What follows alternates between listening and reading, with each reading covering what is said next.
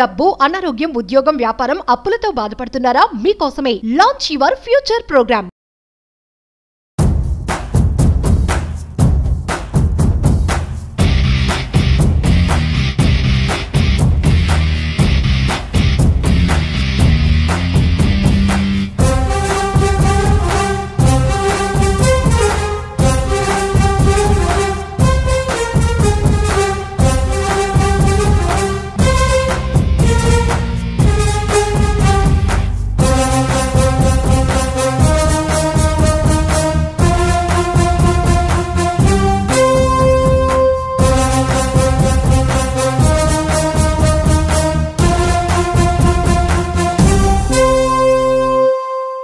నమస్కారం ప్రియా చౌదరి గారు.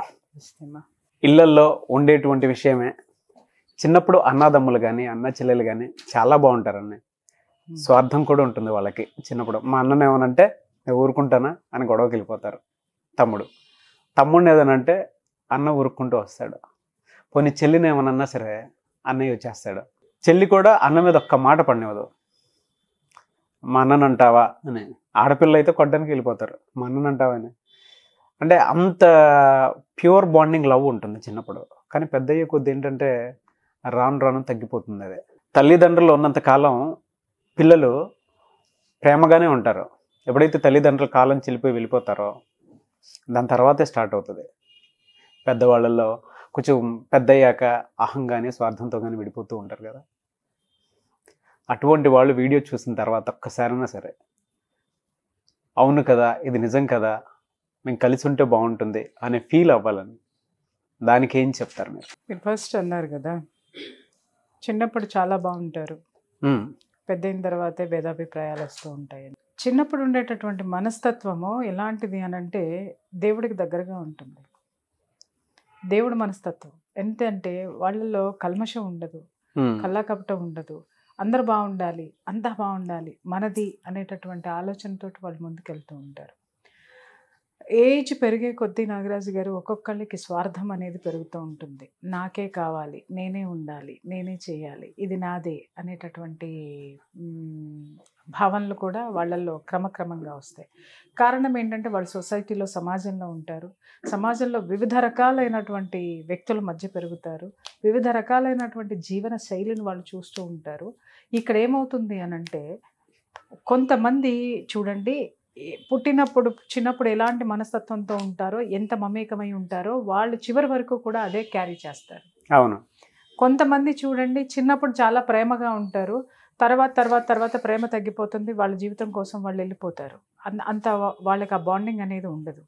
కొంతమంది ఏం చేస్తారు అనంటే చిన్నప్పటి నుంచి బాగోనాళ్ళు కూడా ఒకానొక స్టేజ్లో రియలైజ్ అయ్యి మళ్ళీ బాగుండడానికి ప్రయత్నిస్తారు.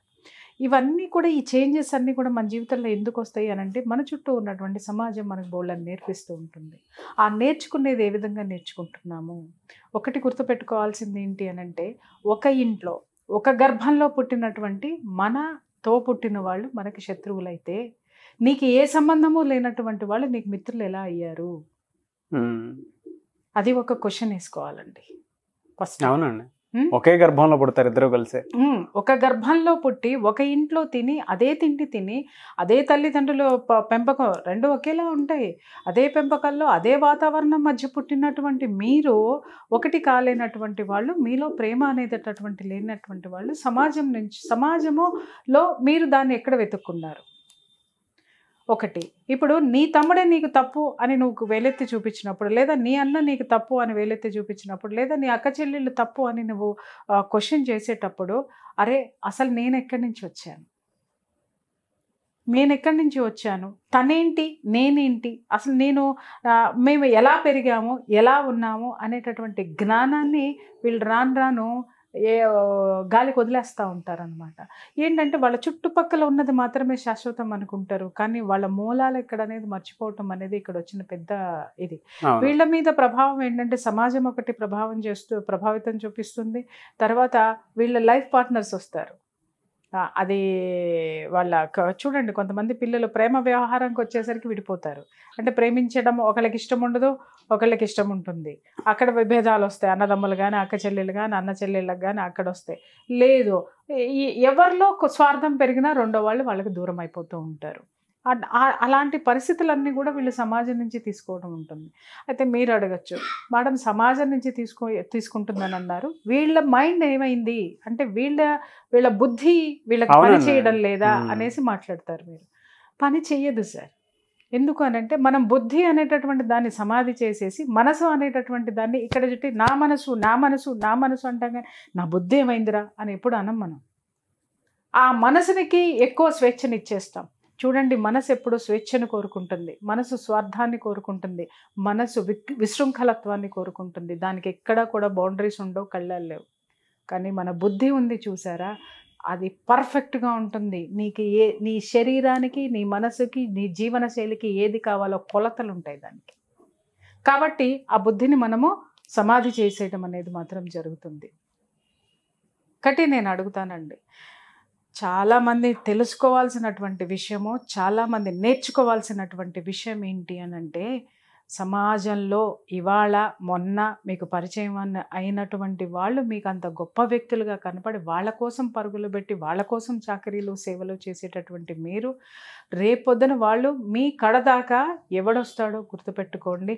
మీరు పోయారు అని విన్న తర్వాత ఎంత శత్రువులైన మనస్సులో బాధ, కన్నీటి చుక్క నీ తోబుట్టిన వాళ్ళ నుంచే వస్తుంది, డెఫినెట్గా వస్తుంది. నేను చాలా సందర్భాల్లో చూశానండి, అన్నదమ్ములు కొట్టుకొని పడక ఆస్తుల దగ్గర ఏదో ఒక విధంగా సంవత్సరాలు 30-40 ఏళ్ళు మాట్లాడుకున్నటువంటి అన్నదమ్ములు, అన్న చనిపోయాడు అనగానే తమ్ముడికి విపరీతం, ఒక విధంగా చెప్పాలంటే ఎక్కువ స్వార్థపరుడు తమ్ముడు, భరించలేక అన్న వెళ్ళిపోయాడు. వెళ్ళిపోయిన తర్వాత అన్న పేరెత్తితేనే వాడు అలా వీడిలా అనేటటువంటి మాట్లాడేటటువంటి మనస్తత్వం ఉన్నటువంటి వ్యక్తి అన్న చనిపోయాడు అని అనగానే అసలు ఫస్ట్ పట్టించుకోనట్టుగా యాక్ట్ చేశాడు. బట్ మధ్యాహ్నం అయ్యేసరికి వెక్కి వెక్కి వెక్కి వెక్కి ఏడవడం మొదలుపెట్టాడు. ఇక రాత్రి అయ్యేసరికి వీళ్ళ బంధువులు ఏమంటారు, మేము 40 ఏళ్ళ మట్టి 30 ఏళ్ళ మట్టి మనం ఏం చేసామో పట్టించుకోలేదు, మనం ఏమయ్యామో పట్టించుకోలేదు, నువ్వు ఎట్లా వెళ్తావు, నువ్వేం చేస్తావు, అసలు వాళ్ళకి మనకి సంబంధాలు లేవు కదా అనేసి భార్య బిడ్డలు మాట్లాడారు. మాట్లాడినా సరే ఒంటి మీద బట్టలతోటి వాళ్ళన్న కరెక్ట్గా అతను వెళ్ళేసరికి శ్మశానం దగ్గర ఉన్నాడు. డైరెక్ట్గా శ్మశానం దగ్గరికి వెళ్ళి బోర్ని ఏడ్చినటువంటి సంఘటన నాకు తెలుసండి. అక్కడ అతను ఏడ్చింది ఏంటి అని అంటే, అన్నా నువ్వు ఎక్కడున్నా నువ్వు ఉన్నావనే ఒక భరోసా నాకుండేది, ఆ ఆత్మతోటి నేను చెప్పుకునేవాడిని, ఇప్పుడు ఎవరన్నా నాకు వింటారు, ఇప్పుడు అర్థమైంది నేను ఫిజికల్గా నేను నిన్ను ఎంత మిస్ చేసుకున్నాను అని చెప్పేసి ఆ ఏడుపు నాకు ఇప్పటికీ తలుచుకుంటే కళ్ళల్లో నీళ్ళు వస్తాయి అన్నమాట. నాకు కూడా, నాకు మా నాన్న గుర్తొస్తున్నారు. ఎస్, వాళ్ళిద్దరి మధ్య బాండింగ్ ఆ విధంగా ఉండింది. ఖచ్చితంగా ఉంటుందండి, ఖచ్చితంగా ఉంటుంది. ఆ ఏడ్చిన తర్వాత అప్పుడు మనిషి చనిపోయిన తర్వాత నువ్వు రియలైజ్ అయ్యావు. అదే 30 ఏళ్ల ముందు కనుక నువ్వు రియలైజ్ అయ్యి ఉండి ఉన్నట్టయితే, మీరిద్దరూ కలిసి ఉండి ఉన్నట్లయితే, మీ బాధలు, మీ కష్టాలు, మీ యొక్క ఉన్నతి, మీ యొక్క బలము ఎలా ఉండేదో. వీళ్ళిద్దరూ కొట్టుకోవడం వల్ల, వీళ్ళిద్దరూ విడిపోవడం వల్ల ఏమైంది, వీళ్ళకంటూ ఒక చుట్టాల సర్కిల్ ఎలా అంటే వీళ్ళు విడిపోయిన దాన్ని ఎవరికాళ్ళు వాడేసుకున్నారు అనమాట. అంటే ఏంటి, వాడంటే పడనాళ్ళు వీడి దగ్గరకు వచ్చి వాడి మీద చెప్పడము, ఇంకా ఎక్కువ గ్యాప్ పెంచుకుంటూ వెళ్ళిపోయారు.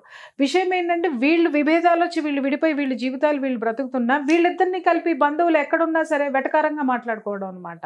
వాళ్ళు మాట్లాడుకోరుగా, వాళ్ళు అట్ట కదా, వీళ్ళెట్ట కదా, వీళ్ళు ఇది కదా, వాళ్ళది కదా అని మాట్లాడుకోవటం. ఎప్పుడైనా సరే చూడండి నాగరాజు గారు, సంఘటితంగా ఉంటేనే, మనం కలిసి ఉంటేనే, ఐకమత్యంగా ఉంటేనే మన బలగం పెరుగుతుంది. దాన్ని ఎప్పుడైతే మనం నాశనం చేసుకుని బయటకు వస్తామో, మన ఇంట్లో ఉన్నటువంటి విభేదాలు ఏవైతే ఉన్నాయో, మీరు కూర్చుని పరిష్కరించుకునేవే అవన్నీ కూడా. పరిష్కరించుకోలేని దారిలోకి కనుక మీరు వెళ్ళారు అనంటే, ఇక్కడ మీ ప్లేస్లో ఎన్నో శక్తులు మీ చుట్టూ చుట్టేసి మిమ్మల్ని చివరికి ఒంటరి వాళ్ళని అయితే మాత్రం చేసేస్తాయి. అతను ఏడ్చాడు ఆ రోజు, శ్మశానంలో ఏడ్చాడు. ఎందుకంటే నాకు బాగా గుర్తు అనమాట, ఇది జరిగి ఒక 17-18 years బ్యాక్ ఇష్యూ అనమాట ఇది. అంటే వన్ ఆఫ్ మై జర్నలిస్ట్ అనమాట, ఫ్రెండ్, అదేలేండి. ఇక్కడ ఏంటంటే శ్మశానానికి ఆడవాళ్ళు కూడా వెళ్తారు కదా, అప్పుడే నాకు తెలుసు శ్మశానానికి ఆడవాళ్ళు కూడా వెళ్తారు అనేసి. సో ఆయన సీనియర్, మాకు సీనియరు. అందరం వెళ్ళాము, మిత్రులు అందరం కలిసి వెళ్ళిన తర్వాత అప్పుడు అతను వచ్చి ఏడ్చిన ఏడుపుకి ఆ తర్వాత ఏం జరిగింది అంటే వాళ్ళ కుటుంబ సభ్యులు చెప్పటం అనేది జరిగింది. ఇక్కడ ఆ సంఘటన, అతను మాట్లాడే మాటలు ఏంటి అనంటే, అన్న ఎంతోమంది మనల్ని విడగొట్టడానికి వచ్చారన్నా, కానీ మనల్ని కలపడానికి మనం ఎందుకు ముందుకు రాలేదన్నాయి, మనం ఎందుకు ముందుకు రాలేదన్నాయి, నువ్వు ఒక హస్తం ఎందుకు ఇవ్వలేదన్నాయి, నేనెందుకు చేయలేదన్నాయి అని చెప్పేసి అని అతను ఆ 30 సంవత్సరాల ఉన్నటువంటి బాధ మొత్తం కూడా వెళ్ళగక్కి ఒక విధంగా ఆయన ఏమైపోతాడో అని చెప్పేసి అని అటు నుంచి అటు మేము హాస్పిటల్కి తీసుకెళ్ళడం అనేది జరిగిందనమాట. తర్వాత ఇంకా అతను ఆ సంఘటన తర్వాత వాళ్ళ వదినకి వాళ్ళ పిల్లలకి అతను సారీ చెప్పి కలిసి ఉందామని చెప్పేసి వాళ్ళ ఇంట్లో వ్యక్తులను కూడా సర్ది చెప్పి ఆయన ఏంటి, ఆయనకు కావాల్సింది ఏంటి. ఇప్పుడు చూడండి సార్, ఒంటరి వాళ్ళం అయిపోతాం మనం. కేవలము నువ్వు నీ పుట్టింటిని వదిలేసి నువ్వు నీ అత్తగారి మాటలు వింటున్నావు, వాళ్ళు కావాలి నీకు, అదే నీ స్థానం అని అనట్లేదు. కానీ నువ్వెక్కడి నుంచి వచ్చావనే మూలాల్ని నువ్వు ఎందుకు చెరిపేసుకుంటున్నావు? ఇక్కడ ఇక్కడ 2 కారణాలు ఉంటాయి సార్. ఇక్కడ వీళ్ళిద్దరిలో స్వార్థపరులు ఉంటారు, భయంకరమైన స్వార్థపరులు ఉంటారు. వాళ్ళ పనులు వాళ్ళు చక్కబెట్టుకోవడం కోసం ఏం చేస్తారంటే రెండో వాళ్ళ మీద విపరీతమైనటువంటి నెగిటివిటీని ప్రచారం చేసేటటువంటి క్యారెక్టర్స్ కూడా కొన్ని ఉంటాయి. వాడు అట్లా చేశాడు, వీళ్ళు సింపతి గెయిన్ చేసుకుంటూ వీళ్ళ అవసరాలని ఇది చేసుకుంటూ వాడికేంటి బాగా సంపాదించుకుంటున్నాడు. అయ్యో నాకు పిల్లలకి ఫీజు కట్టడానికి కూడా లేదు, అయ్యో మా ఆవిడకి మొన్న హాస్పిటల్ తీసుకెళ్దామంటే డబ్బులు కూడా లేవు, మేమేంటి అని వాడు ఎట్లా సంపాదిస్తున్నాడు అనడానికి వీళ్ళు ఒక 4 వేసి చెప్తారు. లేదు, వాడి క్యారెక్టర్ ఏంటి అనేది వీళ్ళు 4 వేసి చెప్తారు. ఎందుకు? వీళ్ళకి ఫీడింగ్ దొరకడం కోసం. సరే వీళ్ళు చేస్తారు, బాగుపడ. పాప వాడేం చేస్తాడు, వాళ్ళు ఈ చుట్టాలందరిలో వాడు వెధవైపోయి వాడిని ఎంత ఒంటరిని చేసేస్తారు అనంటే చివరికి వాడు చనిపోయిన తర్వాత వాడి ఒక శవయాత్ర కూడా ఒంటరిగానే జరుగుతుందండి. అవునండి. అవి చాలా చాలా బాధేస్తాయి. ఎందుకనంటే ఇంకొకటి ఒంటరిగా జరుగుతుందంటే ఎలా అని చెప్తున్నానంటే ఎవరు రారని కాదు, అందరూ వస్తారు. కానీ వచ్చిన తర్వాత అతను ఎలాంటి వాడు అనేదే మాట్లాడుకుంటారు, మంచితనం అనేది అక్కడ మాట్లాడరు.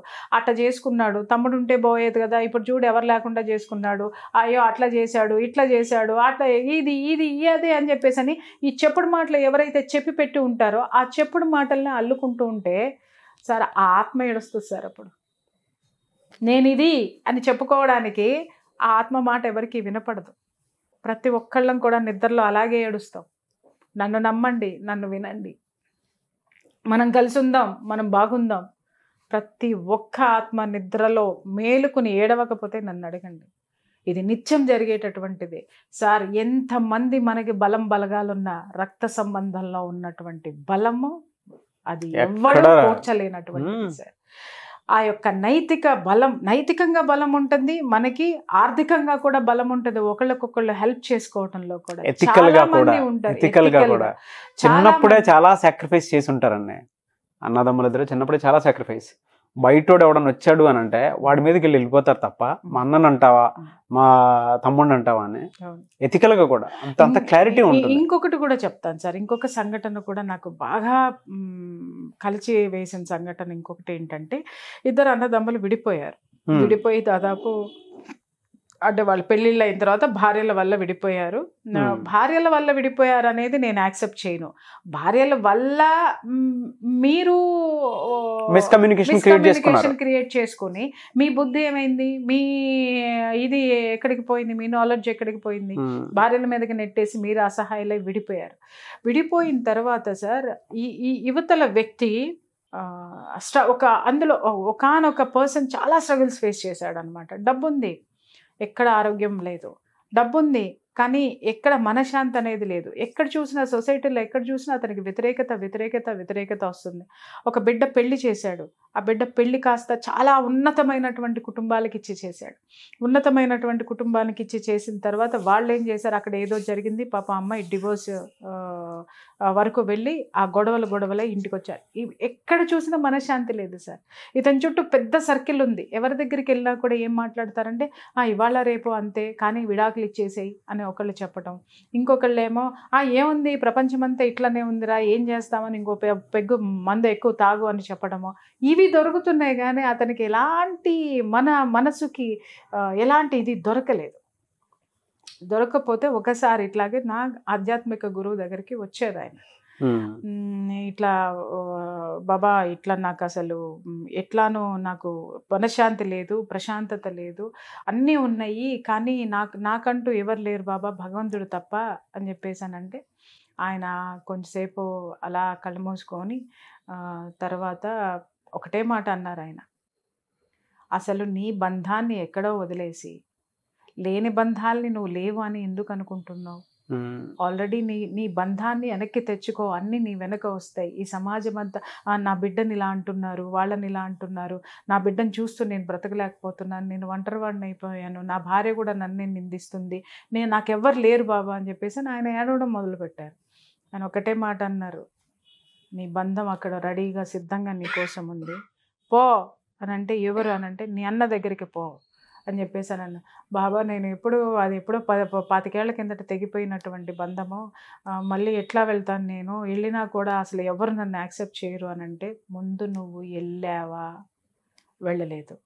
వెళ్ళు, తిరస్కరణే వస్తుంది, అయినా సరే నీ ప్రయత్నం నువ్వు చెయ్యి, ఆ తర్వాత ఏం జరుగుతుందో చూడు అని చెప్పేసి అని పంపించారు.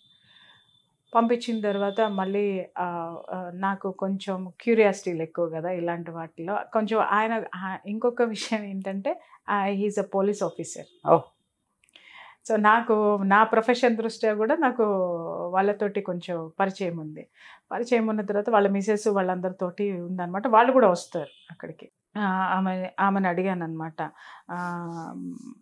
మేడం అదేంటి నేను మళ్ళీ కాల్ చేస్తాను మీకు, నాకు ఏం జరిగిందో చెప్పండి అని చెప్పేసాను.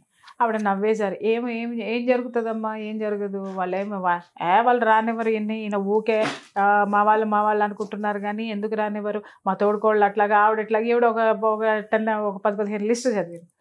1 వీక్ తర్వాత వచ్చారు ఆయన. 1 వీక్ తర్వాత వచ్చి ఏం జరిగింది అని అడిగారు. బాబా వెళ్ళాను బాబా, కానీ చాలా గొడవ అయింది, నన్ను నానా మాటలని పంపించారు అని అంటే, ఎవరన్నారు అని అంటే, మా వదిన అంది, పిల్లలు అన్నారు.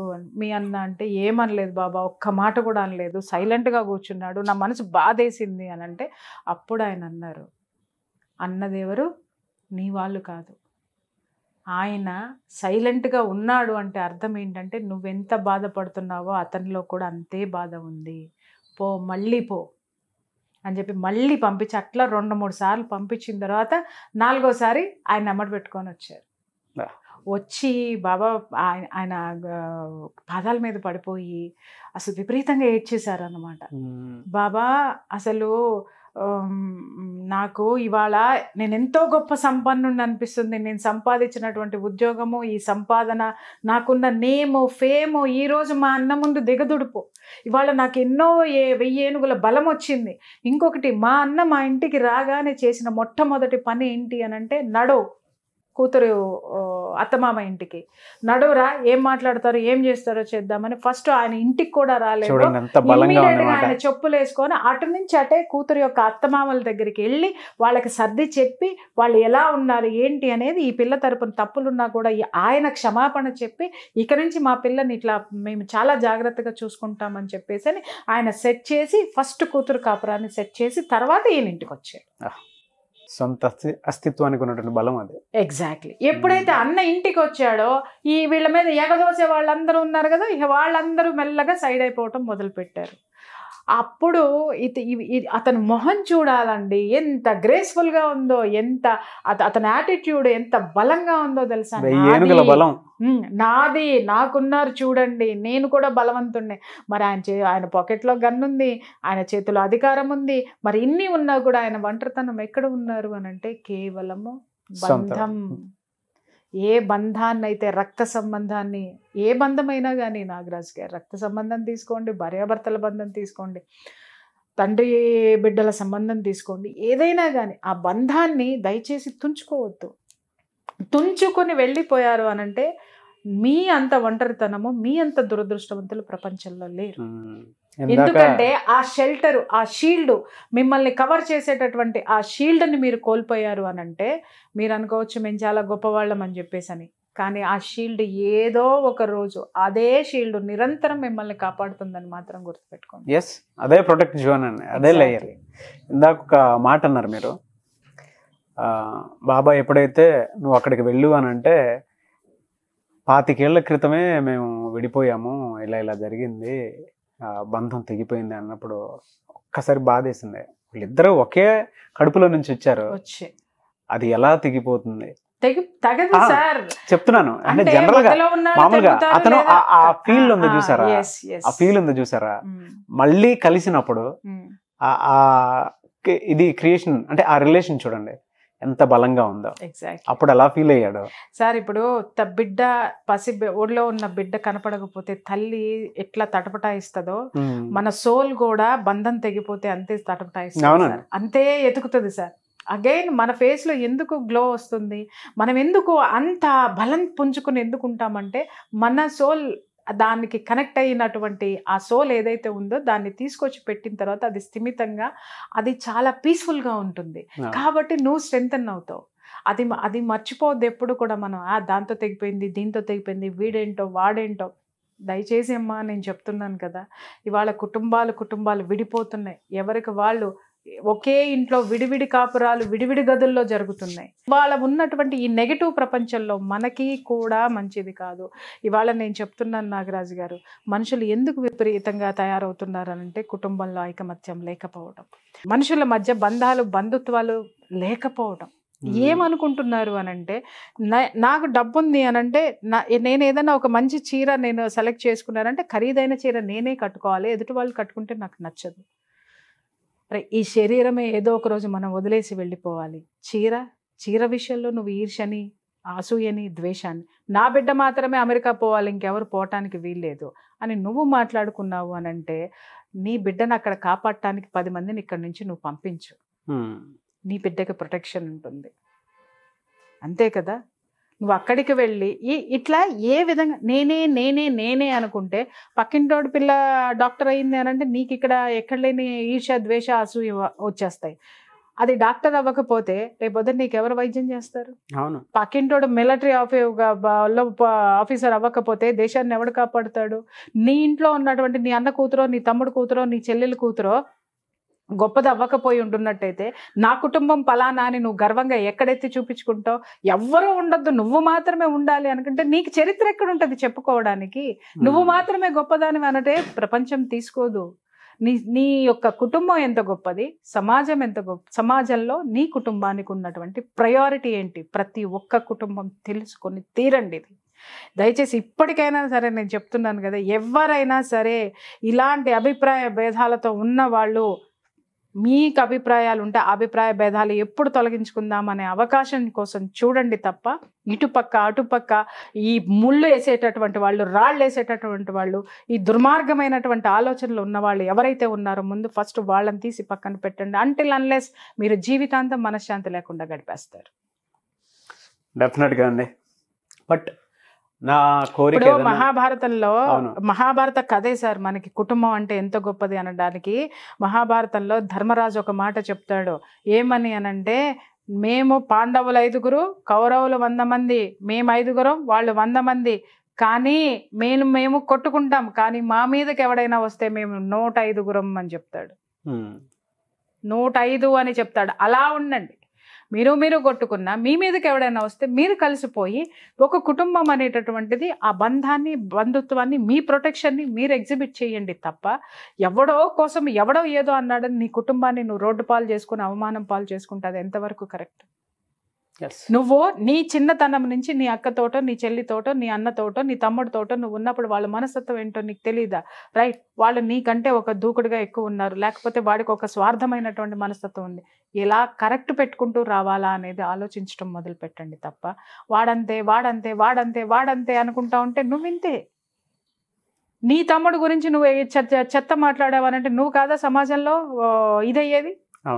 ఎవరు? నిన్ను నువ్వు బలహీనపరుచుకుంటున్నావు. ఇంకా చెప్పాలంటే ఇందాక నేను చెప్పిన కేసులో, పోలీస్ ఆఫీసర్ కేసులో, ఈయన పోలీస్ ఆఫీసరు, ఆయన వ్యవసాయం చేస్తాడండి.